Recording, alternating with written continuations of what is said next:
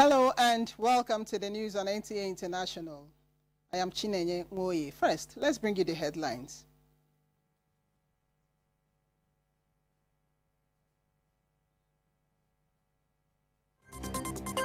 First Lady inaugurates renewed hope resettlement city for displaced persons in Kefi. Stakeholders unite for sustained advocacy on voluntary blood donation. And world leaders mount pressure to de-escalate Israel-Iran crisis.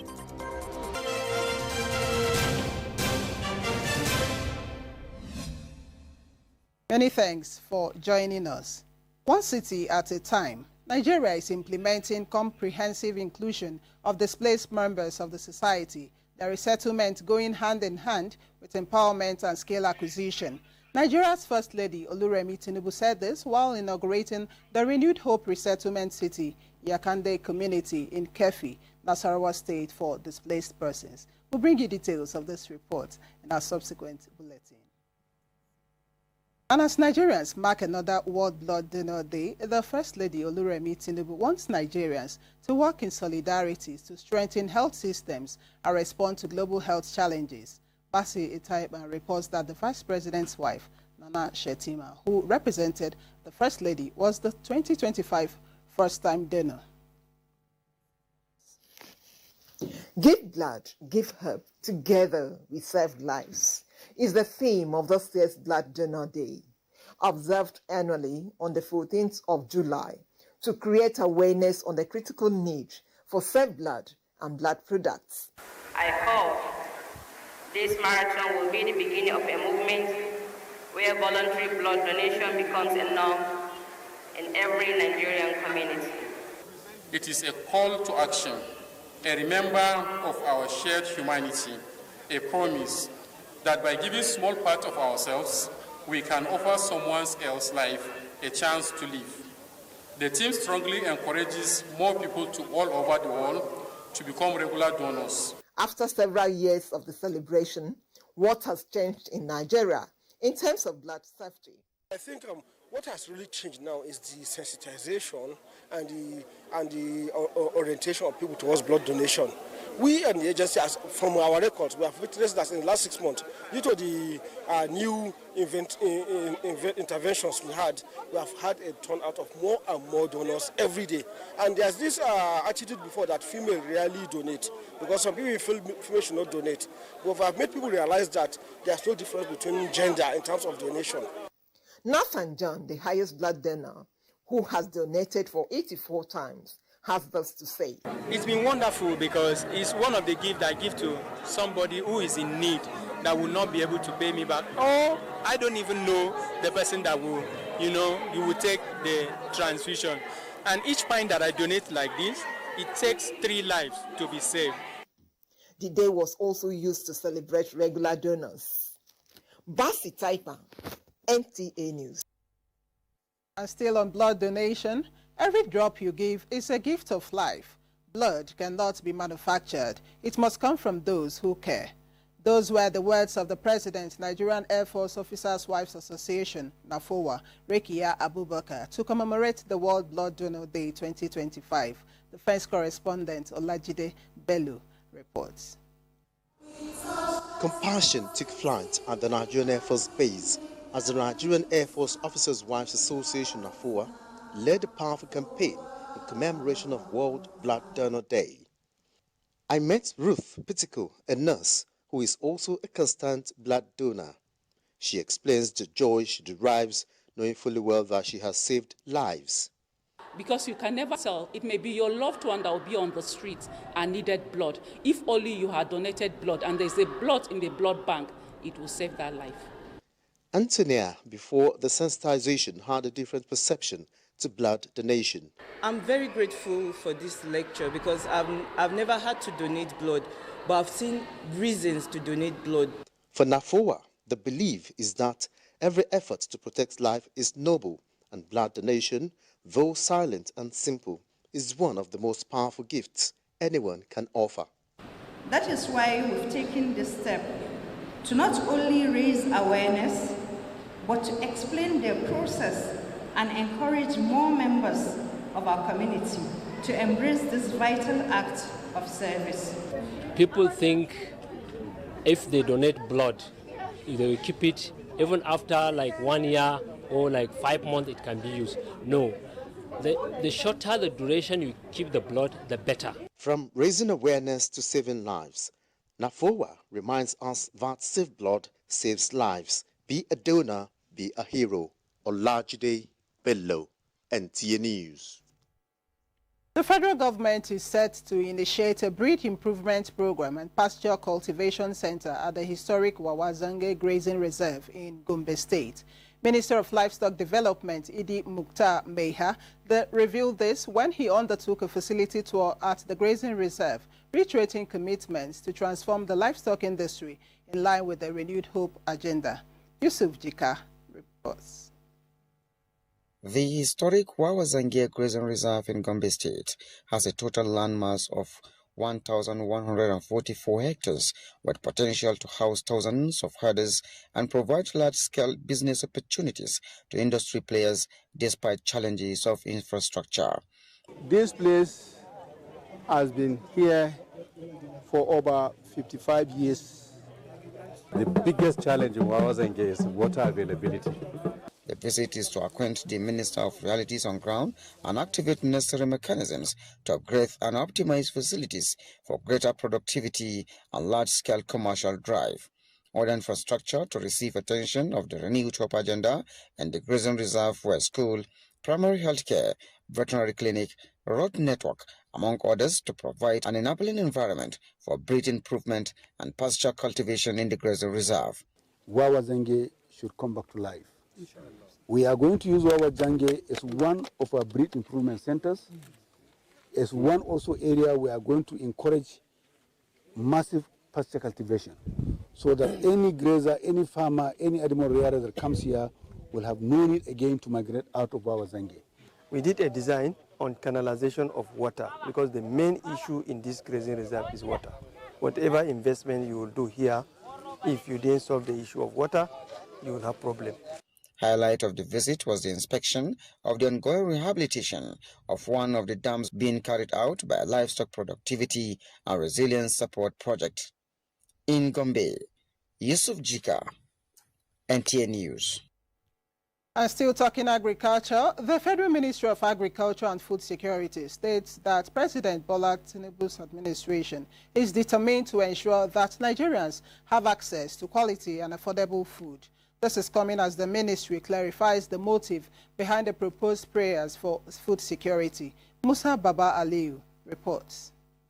The Renewed Hope policy for food security under President Tinubu's administration is not merely theoretical. It is a proactive initiative aimed at ensuring that the country achieves food security. This commitment is reflected in the administration's allocation of resources to make food production simpler, more cost-effective, and affordable for citizens. The Ministry of Agriculture and Food Security is actively working to ensure food nutrition security for the country in line with the Renewed Hope agenda of President Bola Tinubu's administration.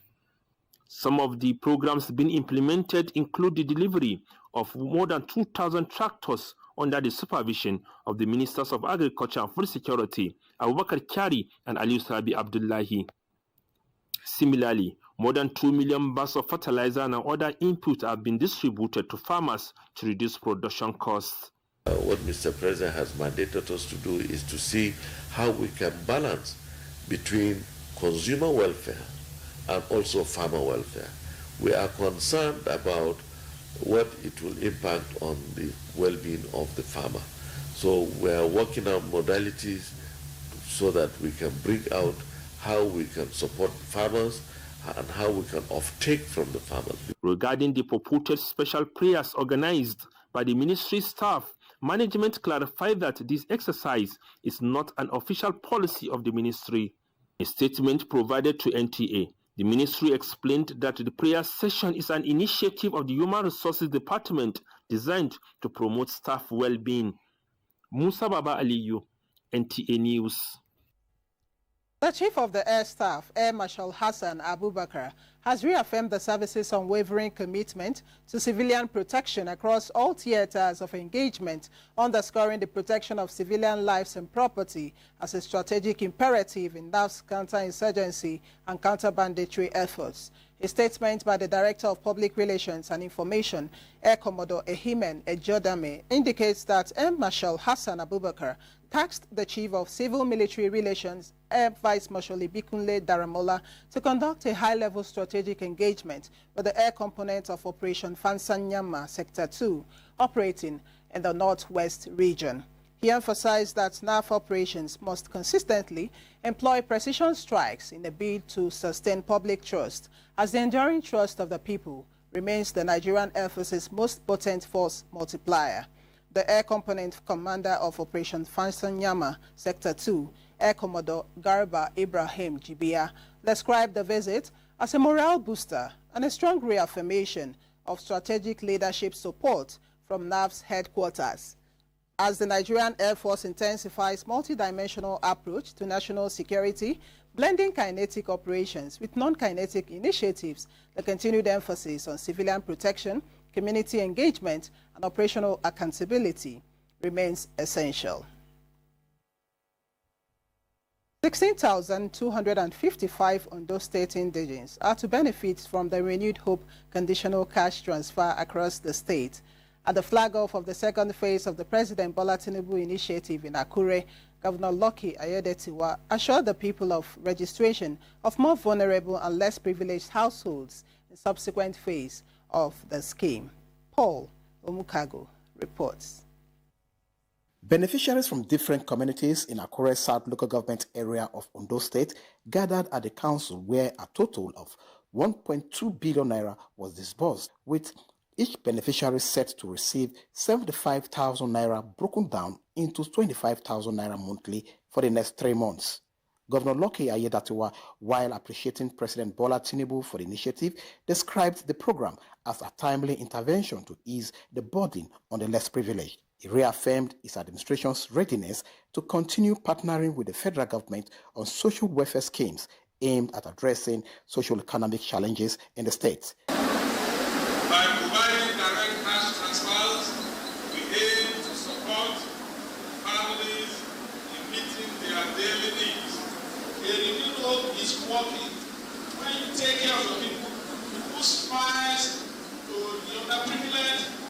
Beneficiaries expressed gratitude to both the president and the governor for extending support to the grassroots. I appreciate our Papa, President Bola Ahmed Tinubu, the whole one of this nation. I pray we will continue to be with him as well. The event also featured goodwill messages from relevant stakeholders. In Akure, Paulo Mukago, NTA News. We will take a break here. There will be more reports when we return. Many thanks for staying on. Egyptian Foreign Minister Badre Abdelati welcomed his German counterpart Johan Wadeful to Cairo as tensions escalate following Israeli strikes on Iranian nuclear sites, killing top military leaders and scientists. Olo Mohammed tells us more. With Abdelati, Wadeful warned against escalation in the region while stressing the threat of the Iranian nuclear program to regional security and adding Israel has right to defend its existence and the security of its citizens.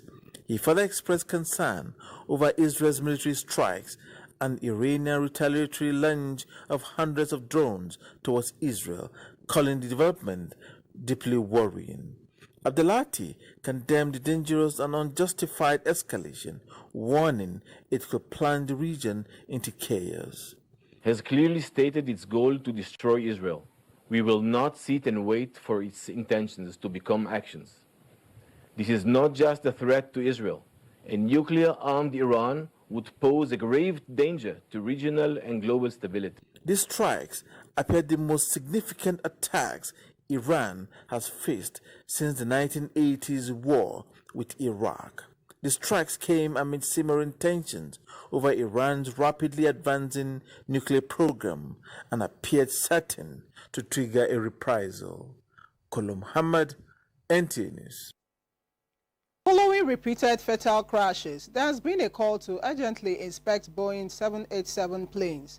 Again, Kolo Mohammed reports.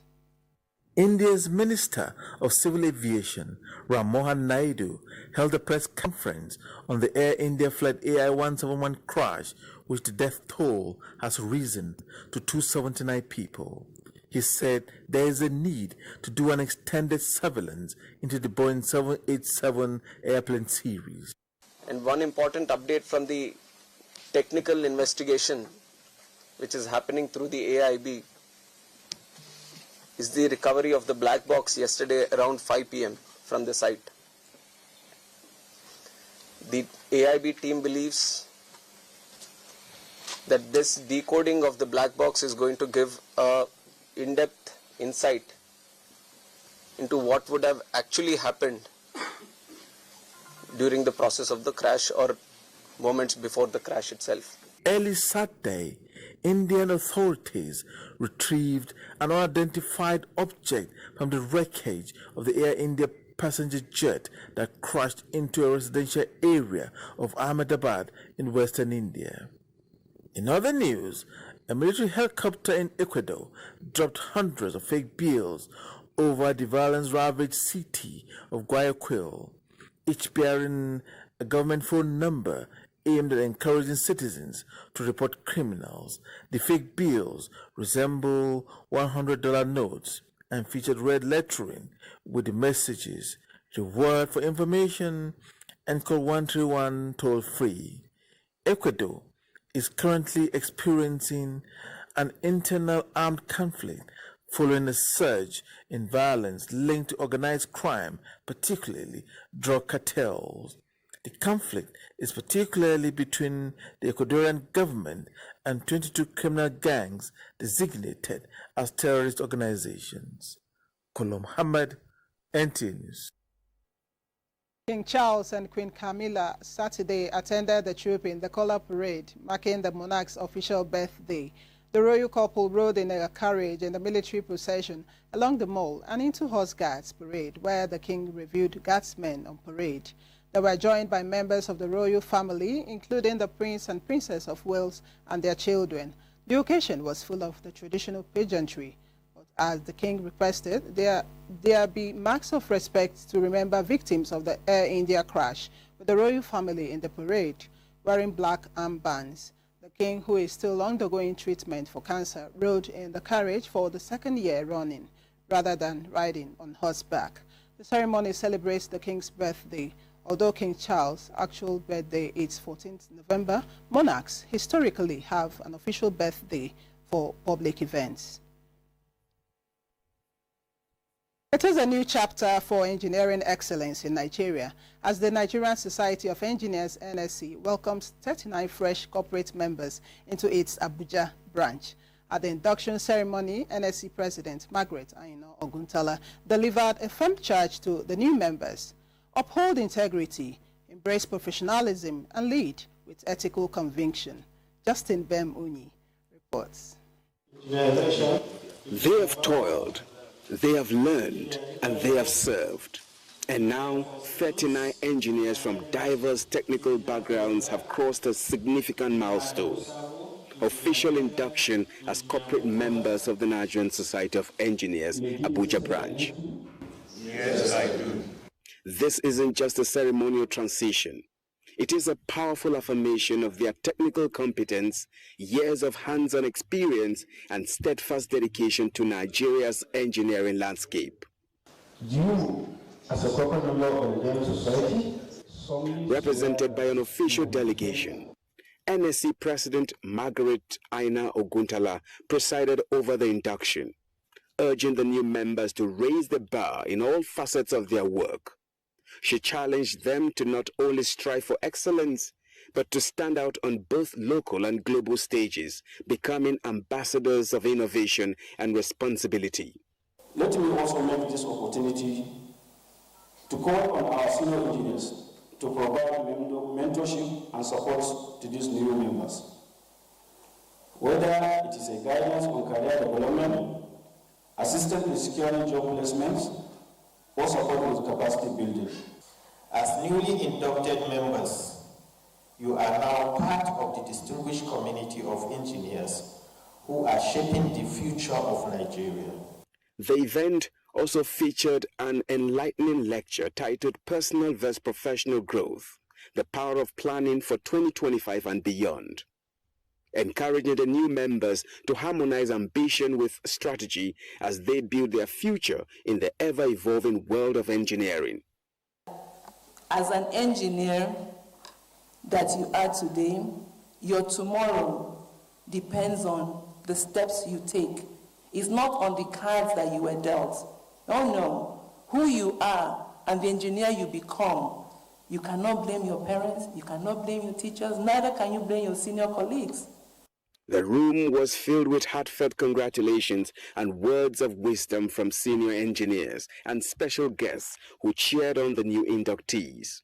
In turn, the new members expressed deep pride, fulfillment, and a renewed sense of purpose. This induction marks more than just a professional milestone. It is a symbolic handshake with the future, a pledge to the ideals of the Nigerian Society of Engineers, and the renewed commitment to national development through innovation, integrity, and engineering excellence. Justin Bemuni, NTA News. Imagine completing your studies in just 3 years and having access to federal starter packs or soft loans to launch your own enterprise. For over 29,000 students sitting for the 2025 TVET 1 entrance examination into federal science and technical colleges across the country, that imagination is fast becoming a pathway to reality. Organized by the National Business and Technical Examinations Board, NABTEB, the exam is more than a test, but a doorway to skills acquisition, youth empowerment, and economic self-reliance. Olayinka Ojo reports.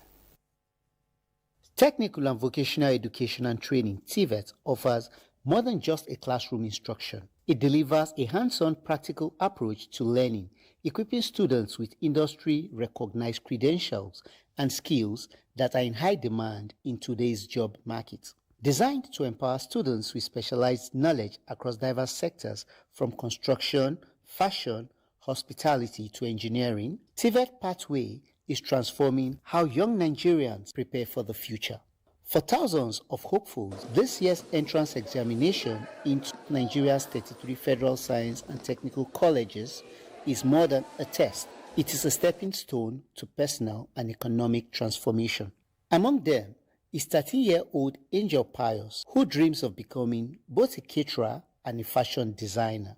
Today, she is one of over 29,000 students writing the exam, hoping to transit into Senior Secondary School 1 with a purpose. Because I love doing it in my house, I know how to cook, I'm in charge of the housework, and also I have interest in all these ladies' garments. Mechanical crafts, like aluminum is there, building of things is there. The entrance questions are based on the different skills set, but the students will be admitted based on their areas of strength while answering the questions.